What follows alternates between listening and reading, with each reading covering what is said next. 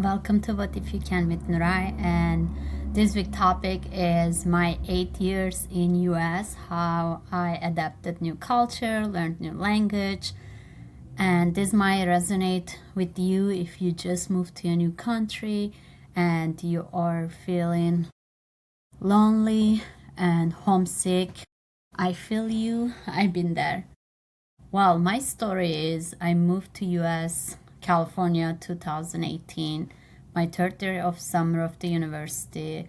I was studying agriculture, field crops, so I was half in the lab, half outside in the field, so it was good. And I had so many friends, I was super social. And then moving to Silicon Valley as an au pair with a cultural childcare experience, like my first year was my first 6 months actually was very hard because I remember that when I first moved, I was like, oh my gosh, I don't have a driving license. How I am going to move around, because where I lived was called Santa Clara. Public transportation was not that good, and most of the things were car distance, and bus also will take forever, and mostly, unfortunately, like it was like homeless people riding that, and I was not feeling safe after 10 p.m. especially. So it was a huge shift for me, and then it took me a while to get my driving license, and of course car was expensive, I was getting less paid. And then also not knowing the language, I was just struggling to make friends, and also, most of my friends were international friends, like au pair like me, so they would understand me, but still, like my first 1 year I couldn't make a deep conversation with anyone. That was, I mean, I don't know, that's what I was enjoying, making deep conversation. But eventually, because I was meeting with so many different au pairs, I realized that I I learned the same thing, like where are you from, who are you, and how long are you here, those basic things to get someone to know. And we would find the activity to do. For 6 months, I didn't know what to do, so I would go San Francisco, but it will take me 2 hours, or sometimes 3 hours to get there. Especially, I was taking the wrong train. Like I was going Oakland from Oakland. It was another story. And like first 3 months, I remember I didn't have any friend. I was super shy, and my host family was a Russian mom and Turkish father. I was speaking Turkish to the kids, thankfully, but I was staying at home all day with those two girls because for safety concern, the mom didn't want me to take the kids to the park. So it was like, for me, it was very weird to be in that house, not moving for so long. I mean, kids did make me move a lot, but it was always in the same circle. So I just felt so homesick and missed my friend, and the time difference made it super difficult. Like if there was 10 hours difference, even if I wanted to call someone after work, they were all sleeping, and I was super shy to just say, oh, I want to go outside and walk. I was staying indoor and sleeping 10 p.m. And like on the weekends, I didn't know what to do. I would go for a walk a little bit, and they were so nice enough that they were taking me with them to places. But yeah, after 3 months, finally I made a friend from Vietnam. That was really nice. She knew better English than me, so she would just make plans and then I would join her.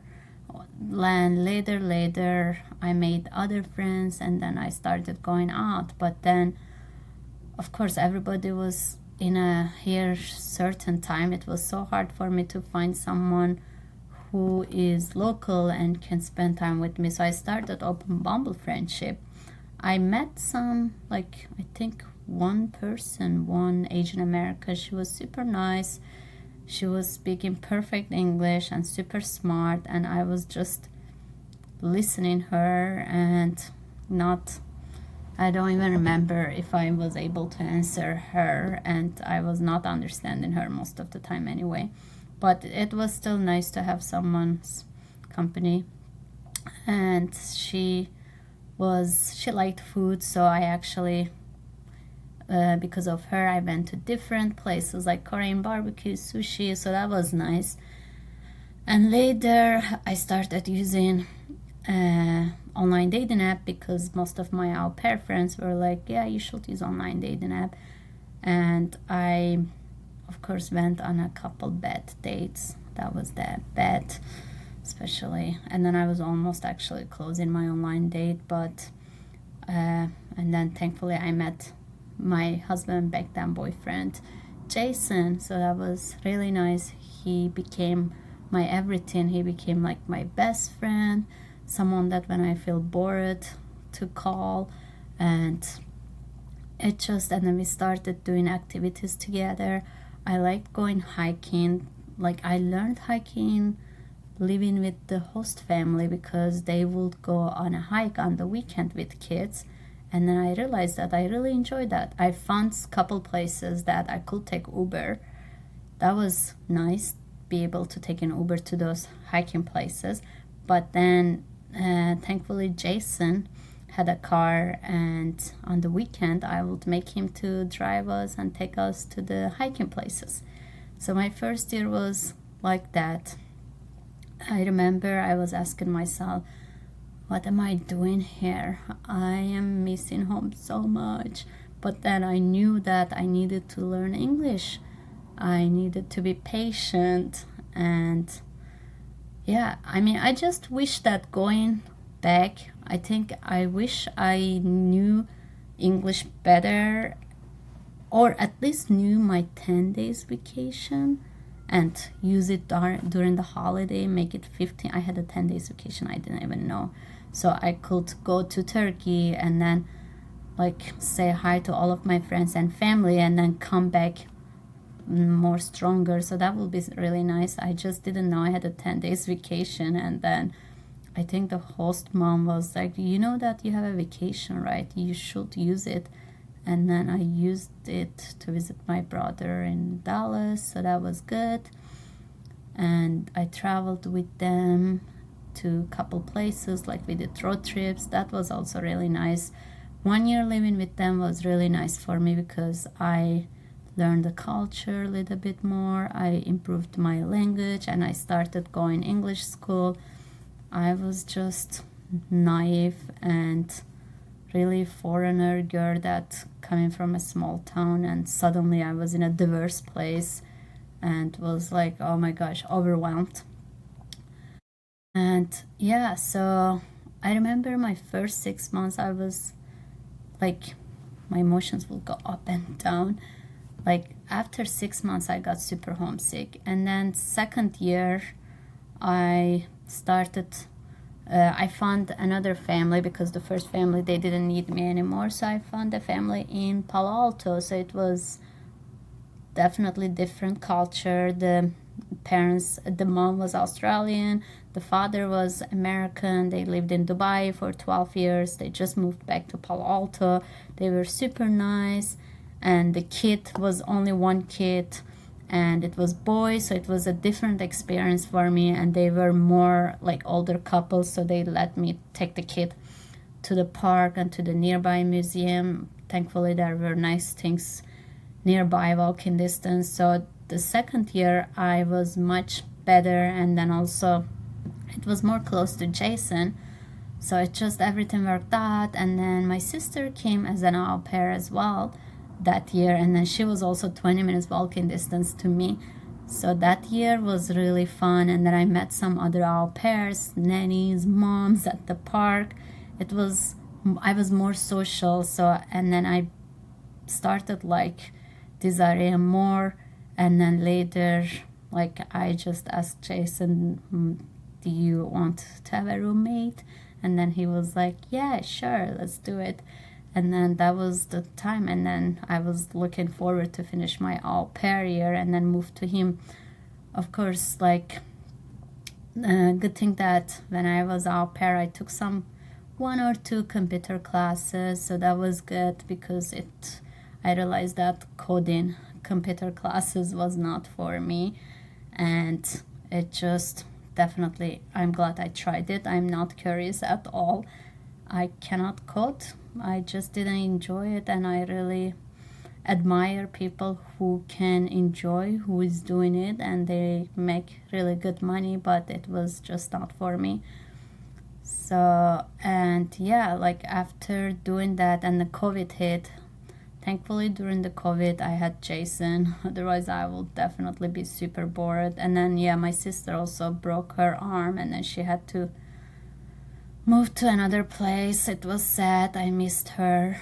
And my second year in US was like that, full of, I guess, adventure, but mostly, at least, I made it. That 2 years, I'm glad I was au pair for 2 years because it helped me to learn the language and then be more strong and brave.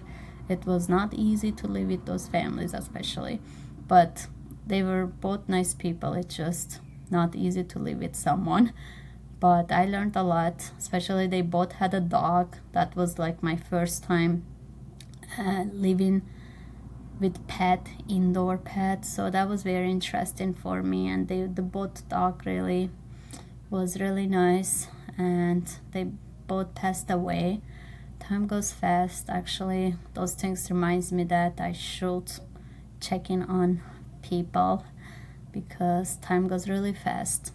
That yeah, I mean, that's another topic, but like as I said, like having that 2 dogs 1 year and 1 year 2 different dogs, and then now they are not alive anymore, rest in peace. And it just made me realize that I should definitely check on the friendship that I made it in the past, like just say hi, how are you alive, is everything okay? I think the reason I share that, I think check-in is important.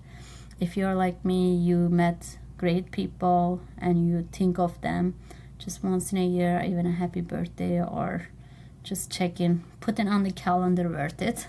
So yeah, I will talk about that longly for another topic. But yes, like my 2 years in US, I remember I was super impatient. I wanted to learn English immediately. Especially like I met one Vietnamese girl in my computer science class. We were the like few girls there, and then even now we are so close. I met her 2019, and now it's 2026. I really appreciate those kind of friendship, and it's just so nice to have them.